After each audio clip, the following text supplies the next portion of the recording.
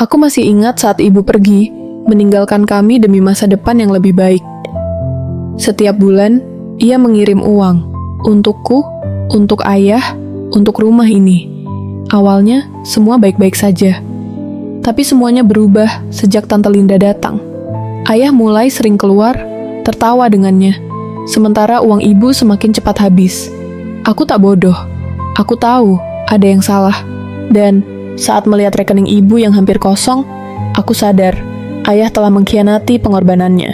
Di ruang makan rumah kami yang luas dan nyaman, aroma ayam panggang memenuhi udara. Ibu dengan cekatan menuangkan sup ke dalam mangkuk, sementara ayah duduk di ujung meja, merapikan lengan kemejanya yang masih berbau kantor. Aku duduk di seberang mereka, menyendok nasi dengan santai. "Hari ini Kiara ada ujian kan?" tanya ayah sambil mengambil sepotong ayam. Aku mengangguk. "Iya, tadi matematika. Soalnya susah banget, tapi kayaknya bisa lah." Ibu tersenyum bangga. "Anak ibu pasti bisa. Dari dulu, selalu dapat nilai bagus kan?" Ayah ikut tertawa. "Wah, kalau bagus, nanti ayah kasih hadiah. Mau apa?" Aku berpikir sebentar, lalu tersenyum lebar. "Handphone baru boleh nggak?" Ibu menggeleng sambil tersenyum. "Handphone yang sekarang masih bagus, Kiara. Tapi teman-teman udah pada ganti, Bu," rengekku. Ayah terkekoh. "Nanti kita lihat ya. Kalau nilainya benar-benar bagus." Ayah pertimbangkan. Ibu menatap ayah dengan manja. "Aku juga boleh minta hadiah nggak?" Ayah tertawa kecil. "Mau apa, sayang?" "Kayaknya udah waktunya beli tas baru," jawab ibu sambil mengedipkan mata. Aku mendengus, ikut tertawa. "Ibu tuh kayak nggak punya tas aja." "Hush, perempuan itu harus tetap tampil cantik," balas ibu sambil tersenyum. Ayah menggeleng dengan ekspresi pasrah tapi penuh sayang. Baiklah, baiklah. Besok ayah sempatkan mampir ke mall." Suasana makan malam kami selalu hangat seperti ini. Tertawa, bercanda, dan merencanakan hal-hal kecil yang membuat kami bahagia.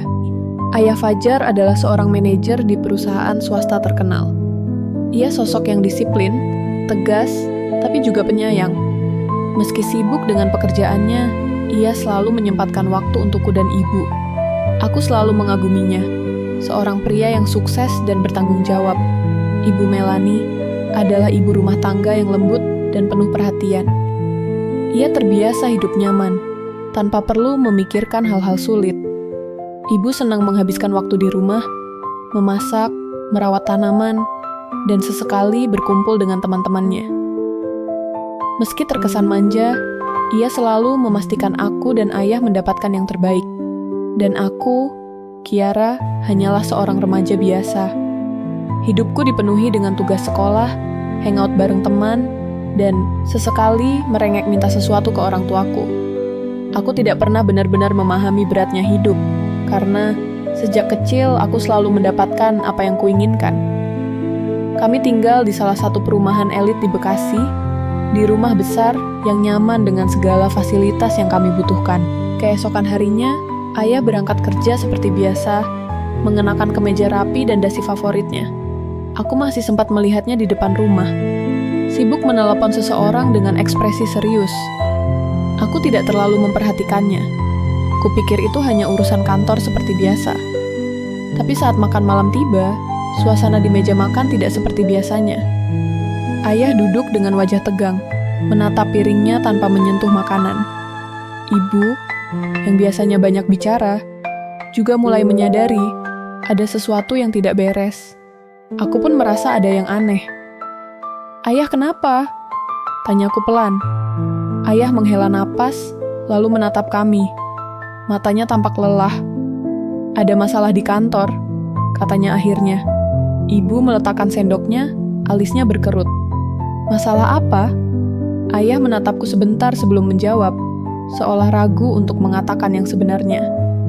Pimpinan perusahaan terlibat korupsi dengan pejabat daerah.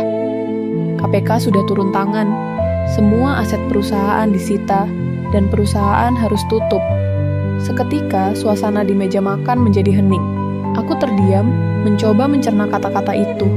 Ibu berkedip beberapa kali, masih tidak percaya. "Maksudnya, perusahaan bangkrut?" Ayah mengangguk pelan. Iya, mulai besok aku tidak bekerja lagi. Jantungku berdetak lebih cepat. Aku tahu betapa besar peran ayah di perusahaan itu. Selama ini, hidup kami nyaman karena gajinya yang tinggi. Jika perusahaan tutup, apa yang akan terjadi pada kami? Ibu masih mencoba tersenyum, meski jelas terlihat cemas. Tapi ini pasti cuma sementara, kan? Kamu pasti bisa dapat pekerjaan di tempat lain, Fajar. Ayah menunduk, mengusap wajahnya. Aku tidak tahu, Mel. Situasinya tidak mudah. Perusahaan ini sudah punya nama buruk sekarang. Dan orang-orang di dalamnya bisa kena dampaknya juga. Aku menggigit bibir, merasa takut untuk bertanya lebih jauh. Tapi kita masih punya tabungan, kan? Tanyaku pelan. Ayah terdiam sejenak sebelum menjawab. Ada, tapi tidak cukup kalau kita terus hidup seperti sekarang. Ibu semakin gelisah. Jadi maksudmu, kita harus mengubah gaya hidup kita? Ayah mengangguk lemah. Kita harus lebih hemat. Aku akan cari pekerjaan secepat mungkin. Tapi untuk sementara, kita harus bersiap-siap menghadapi kemungkinan terburuk. Aku menelan ludah, menatap piringku yang tiba-tiba terasa tidak menggugah selera lagi. Makan malam yang biasanya penuh dengan tawa dan obrolan ringan, kini berubah menjadi perbincangan yang penuh kecemasan. Aku tidak tahu bagaimana masa depan kami setelah ini. Tapi, satu hal yang pasti, hidup kami tidak akan pernah sama lagi. Setelah perusahaan tutup, ayah mulai sibuk melamar pekerjaan ke berbagai tempat. Setiap hari ia bangun pagi, mengenakan kemeja rapi, membawa map berisi CV dan surat lamaran. Aku dan ibu selalu berharap setiap kali ia pergi, berharap ia pulang dengan kabar baik. Tapi harapan itu selalu berakhir dengan kekecewaan. Aku sudah melamar ke 5 perusahaan hari ini, kata ayah suatu malam, melepas dasinya dengan kasar. Tapi semuanya menolak. Ibu mencoba menenangkan. Besok coba lagi ya, masih banyak perusahaan lain. Tapi aku bisa melihat kelelahan di mata ayah. Minggu berganti bulan, dan penolakan terus berdatangan. Nama perusahaan tempatnya bekerja dulu, kini menjadi aib. Setiap tempat yang ia lamar pasti bertanya, apa Anda terlibat dalam kasus korupsi itu? Meski ayah menjelaskan bahwa ia tak bersalah, tetap saja tak ada yang mau menerimanya. Ketika mencari pekerjaan tak lagi membuahkan hasil, ayah mulai mencoba berwirausaha. Awalnya, ia mencoba bisnis kecil, membuka warung kopi, menjual makanan ringan, bahkan sempat mencoba bisnis pakaian online. Tapi semuanya gagal. Entah karena kurang pengalaman, atau karena keadaan yang semakin sulit. Modal terus keluar, tapi keuntungan tak pernah datang. Tabungan kami perlahan menipis. Satu persatu aset mulai dijual untuk menutupi kebutuhan dan modal usaha. Mobil sedan BMW yang dulu selalu ayah banggakan, dijual pertama kali. Kita masih punya motor, kata ayah, berusaha menghibur diri. Tapi beberapa bulan kemudian, motor sport ayah juga ikut dijual. Ibu mulai cemas. Yah, kita nggak bisa terus begini. Setiap usaha yang kita coba selalu gagal. Kita harus pikirkan cara lain. Tapi ayah menolak menyerah. Aku pasti bisa, Mel. Aku hanya butuh satu usaha yang berhasil. Kami mencoba bertahan, tapi semakin lama, semakin sulit. Dan akhirnya, pilihan paling pahit harus diambil, menjual rumah. Aku masih ingat hari ketika ada orang yang datang untuk melihat rumah kami. Aku berdiri di tangga, melihat ayah berbicara dengan mereka. Ibu hanya duduk di sofa, diam dengan tatapan kosong. Malam itu, aku mendengar suara isak tangisnya di kamar. Beberapa minggu kemudian, kami resmi pindah dari perumahan elit di Bekasi ke sebuah rumah yang jauh lebih kecil di kawasan biasa. Tidak ada lagi halaman luas, tidak ada ruang tamu mewah, tidak ada kamar besar. Aku mencoba menerima kenyataan ini, tapi yang membuatku lebih takut adalah hutang yang terus menumpuk. Semua modal usaha yang gagal harus dibayar, dan kini ayah kehabisan cara untuk melunasinya. Aku mulai melihat perubahan dalam dirinya. Dulu, ayah adalah pria yang percaya diri, penuh semangat. Tapi sekarang, matanya selalu terlihat lelah, wajahnya kusam, dan senyumnya perlahan menghilang. Aku tidak tahu apa yang akan terjadi pada keluarga kami setelah ini. Aku hanya bisa berharap ayah menemukan jalan keluar sebelum semuanya semakin buruk. Malam itu, aku melihat ibu sibuk di depan ponselnya. Sejak kepindahan kami ke rumah baru, ibu mulai sering menghubungi teman-temannya. Mencari peluang, mencari cara agar kami bisa bertahan. Aku tidak terlalu memperhatikan. Sampai akhirnya, ibu berseru pelan.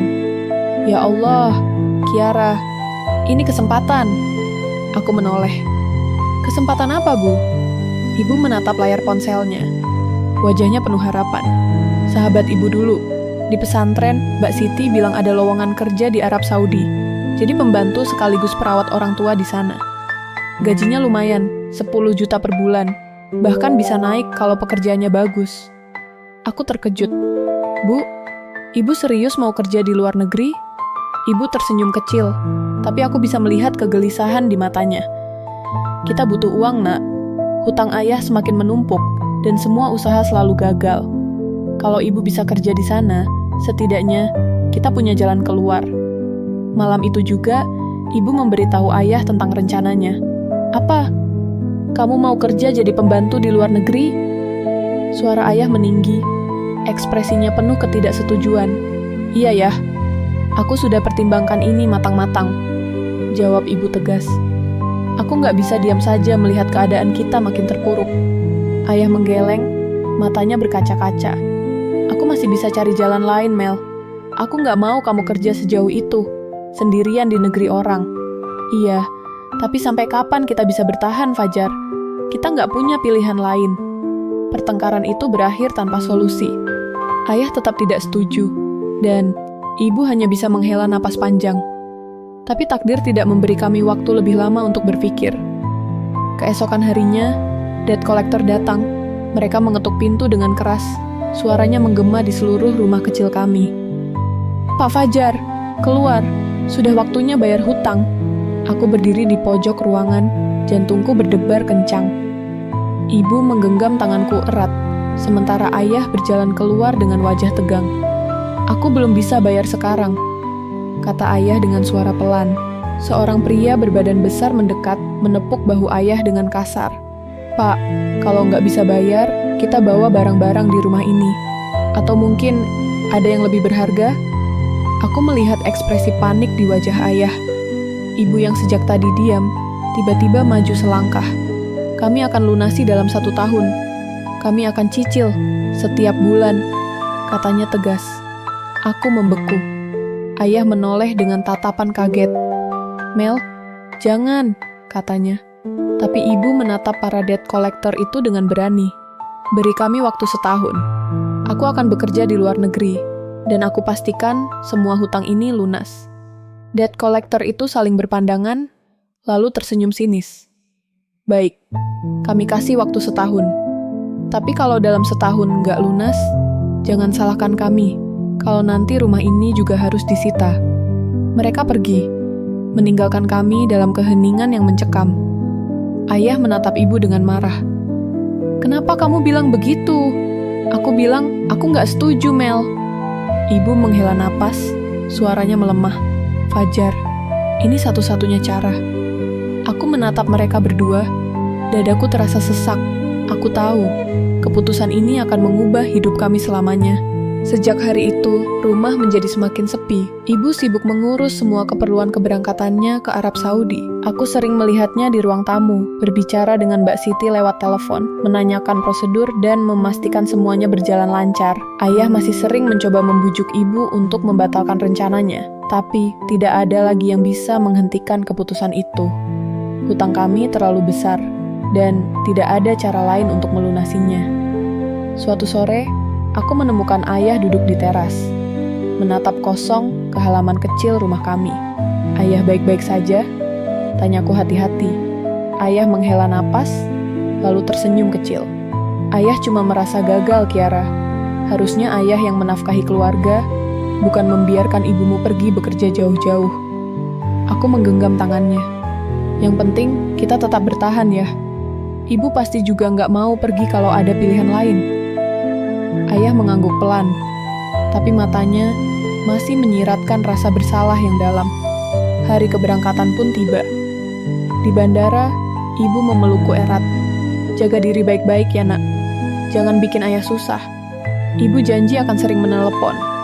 Aku menahan air mata. Ibu juga harus jaga diri. Ibu mengangguk, lalu beralih ke ayah. Mereka saling bertatapan lama, seolah ingin mengatakan banyak hal yang tak bisa diungkapkan dengan kata-kata. Aku titip Kiara, kata ibu lirih. Ayah menatapnya penuh penyesalan. Aku akan jaga dia. Hati-hati di sana, Mel. Dan dengan itu, ibu melangkah pergi, meninggalkan kami. Aku dan ayah pulang dengan perasaan kosong. Rumah terasa jauh lebih sunyi tanpa kehadiran ibu. Tapi hidup harus terus berjalan. Setiap bulan, ibu rutin mengirim uang. Ayah menggunakannya untuk membayar cicilan hutang, membiayai sekolahku, dan memenuhi kebutuhan sehari-hari. Awalnya, semua berjalan sesuai rencana. Tapi aku tidak tahu bahwa kesunyian dan kesepian ini akan membawa kehancuran yang lebih besar. Karena sejak kedatangan Tante Linda, semuanya berubah. Hari-hari berlalu tanpa kehadiran ibu. Aku sibuk dengan sekolah, sementara ayah lebih banyak menghabiskan waktu di rumah, tampak semakin pendiam. Awalnya, ayah masih rajin mengurus segala keperluan rumah, memasak, membersihkan, dan memastikan uang kiriman ibu digunakan dengan baik. Tapi seiring waktu, aku mulai melihat perubahan kecil. Ayah lebih sering keluar rumah, kadang pulang larut malam dengan wajah letih. Aku pikir ia sedang mencoba mencari pekerjaan lagi, tapi aku salah. Perkenalan dengan Tante Linda. Semuanya bermula ketika seorang wanita pindah ke rumah sebelah. Tante Linda, seorang janda berusia 35 tahun, cantik dan berpenampilan menarik.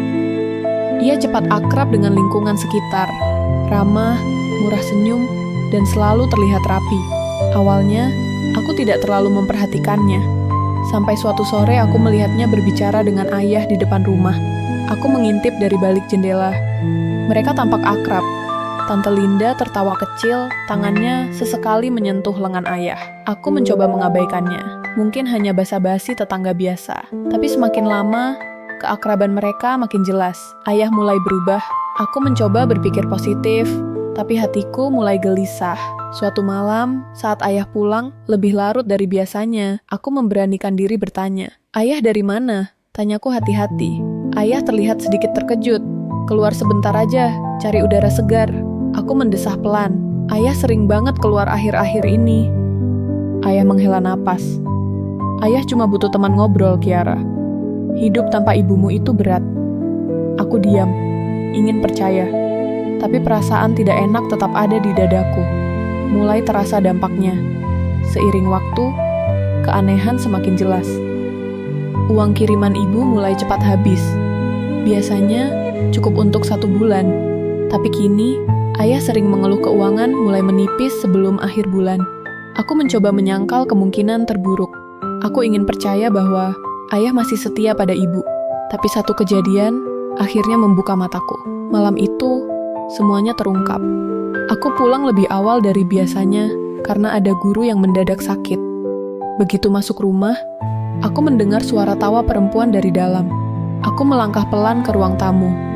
Di sana, aku melihat ayah duduk di sofa, tertawa bersama Tante Linda. Di meja ada 2 gelas jus dan makanan ringan yang belum lama disajikan. Aku membeku. Dadaku sesak. Apa yang sedang terjadi di sini? Suaraku bergetar. Ayah terkejut, tapi ekspresinya lebih ke panik daripada merasa bersalah. Tante Linda hanya tersenyum kecil, seolah tidak ada yang salah. Aku tahu saat itu juga, ketakutanku selama ini menjadi kenyataan. Aku berdiri di ambang pintu, menatap mereka berdua. Ayah tampak canggung, sementara Tante Linda hanya tersenyum tipis, seolah ini bukan sesuatu yang perlu dipermasalahkan. Apa yang terjadi di sini? Suaraku bergetar, mencoba menahan amarah. Ayah menghela napas, mencoba bersikap santai. "Kiara, ini nggak seperti yang kamu pikirkan. Kami hanya ngobrol." Aku menatap gelas jus dan camilan di meja. Ngobrol? Di dalam rumah? Berdua? Tante Linda menyandarkan tubuhnya ke sofa, melirikku dengan tatapan penuh arti. "Duh, Kiara, kamu terlalu serius, sayang. Aku cuma menemani ayahmu yang kesepian." Kesepian? Aku menahan amarah yang mendidih di dadaku. Ibu bekerja keras di negeri orang, menahan rindu dan lelah demi kita. Sementara ayah di sini menghabiskan waktu dengan wanita lain. Aku ingin berteriak, tapi suaraku tercekat. Aku menatap ayah, berharap ia akan membantah, berharap ia akan mengatakan bahwa ini semua hanya salah paham. Tapi ia hanya diam, menunduk. Aku menggeleng, air mata mulai menggenang di pelupuk mataku. Ibu kerja siang malam buat kita, buat bayar hutang-hutang ayah, dan ayah malah kayak gini.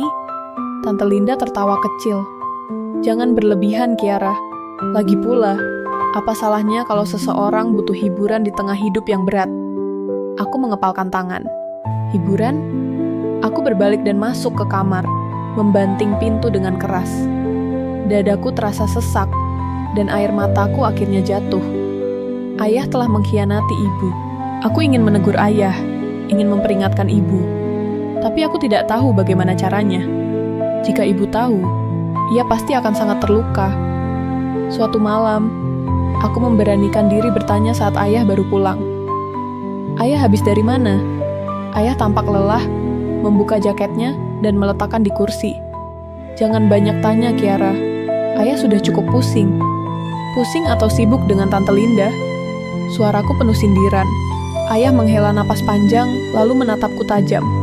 Kiara, kamu nggak ngerti keadaan ayah.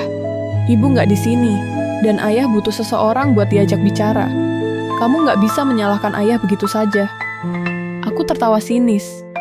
Ngajak bicara atau menghabiskan uang ibu? Ayah terdiam. Aku tahu aku tepat sasaran. Dengan suara gemetar, aku berkata, ibu kerja keras buat kita, ayah. Tapi ayah malah mengkhianati dia. Untuk pertama kalinya, ayah membentakku. Cukup, Kiara. Jangan ikut campur urusan orang tua. Aku terdiam, menatapnya dengan mata yang mulai panas. Baik, ayah.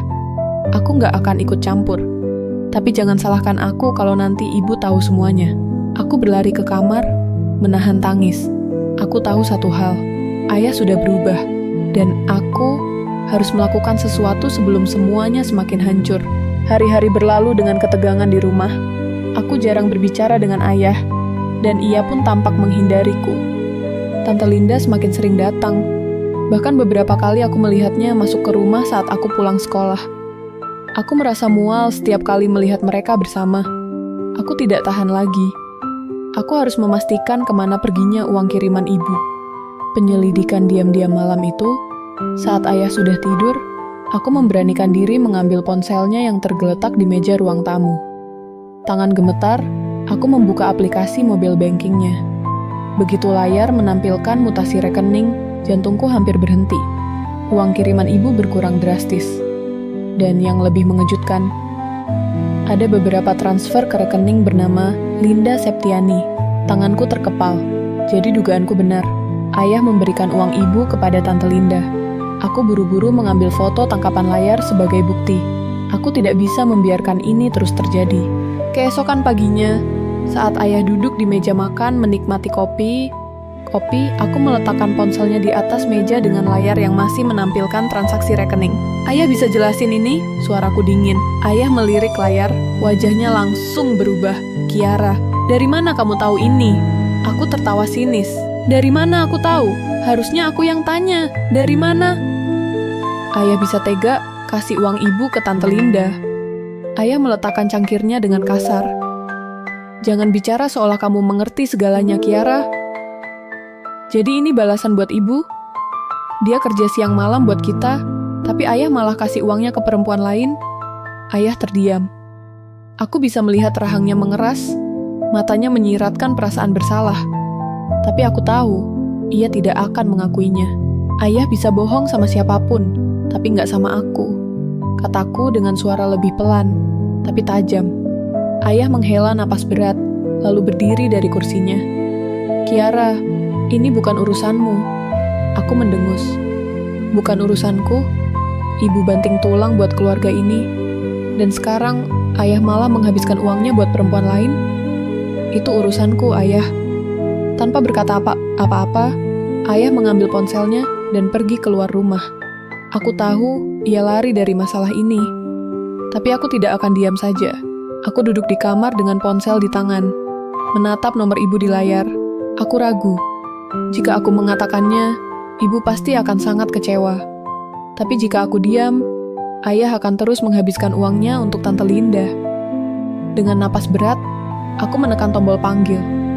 Nada sambung terdengar, lalu suara lembut ibu menyapaku dari seberang. "Halo Kiara, sayang, ada apa?"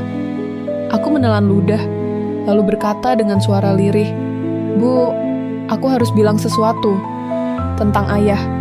Di ujung telepon, ibu terdiam. Aku bisa merasakan kekhawatiran dalam suaranya saat ia berkata, "Kiara, ada apa dengan ayah?" Aku menghela napas dalam-dalam.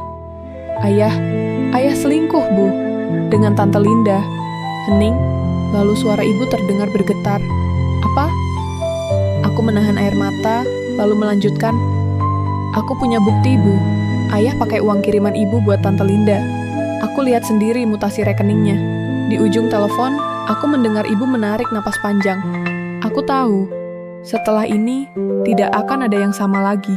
Setelah aku mengatakan semuanya, telepon di ujung sana hening cukup lama. Aku bisa mendengar napas ibu yang berat, seolah ia berusaha menenangkan diri. "Kiara, kamu yakin?" Suaranya bergetar, tapi tetap berusaha terdengar tenang. Aku mengangguk, meskipun ibu tidak bisa melihatku. "Ibu mau aku kirim buktinya?" Tanyaku pelan. "Ya," jawabnya singkat. Tanganku gemetar saat mengirim tangkapan layar transaksi rekening ayah yang menunjukkan transfer ke Tante Linda. Beberapa menit berlalu tanpa balasan. Aku membayangkan ibu di sana, mungkin sedang duduk sendiri di kamar sempitnya, membaca pesan itu dengan hati yang hancur. Tiba-tiba, telepon kembali berdering. Aku mengangkatnya. "Kiara," suara ibu lebih tenang. Tapi ada kepedihan yang sulit disembunyikan. "Jangan bilang apa-apa ke ayah dulu. Ibu akan pulang." Aku terkejut. "Bu, ibu masih punya kontrak kerja di sana kan? Ibu akan cari cara," katanya tegas. Ini sudah keterlaluan. Aku tidak tahu harus merasa lega atau khawatir. Tapi aku tahu satu hal. Ayah akan segera mendapatkan konsekuensinya. Malam itu, ayah pulang lebih awal dari biasanya. Aku sedang duduk di ruang tamu, berpura-pura sibuk dengan ponselku. Ia melempar jaketnya ke sofa, lalu menatapku tajam. "Kamu ngomong sesuatu ke ibu?" tanyanya tanpa basa-basi. Jantungku berdebar, tapi aku tetap bersikap tenang. "Kenapa? Ayah takut?" Ayah menghela napas, lalu duduk di seberangku. "Kiara, dengar, ayah nggak mau kamu ikut campur masalah ini. Apa yang ayah lakukan, itu urusan ayah." Aku menatapnya tajam. Kalau ayah pakai uang ibu buat perempuan lain, itu jadi urusan aku juga. Ayah terdiam, lalu mengusap wajahnya dengan frustrasi. "Kiara, kamu nggak ngerti. Ayah cuma butuh seseorang buat diajak bicara, buat berbagi. Hidup ayah berat." Aku tertawa sinis. "Hidup ayah berat? Terus hidup ibu di sana gimana? Kerja siang malam buat kita, dan ini balasan ayah?" Aku bisa melihat ekspresi bersalah di wajahnya, tapi ia tetap tidak mengakuinya. "Tante Linda cuma teman, Kiara." Aku menggeleng, menatapnya dengan kecewa. "Kalau cuma teman, kenapa ayah kasih dia uang?" Ayah tidak menjawab. Ia berdiri dan pergi ke kamarnya, meninggalkanku dengan amarah yang berkecamuk di dada. Aku tidak peduli lagi. Aku hanya menunggu ibu pulang. 2 minggu kemudian, tanpa memberitahu siapapun, ibu pulang dari Arab Saudi. Ia berdiri di depan rumah dengan koper di tangannya, wajahnya lelah tapi matanya penuh ketegasan. Aku langsung memeluknya erat. "Bu!" Ibu mengelus kepalaku dengan lembut. "Ibu sudah pulang, Nak.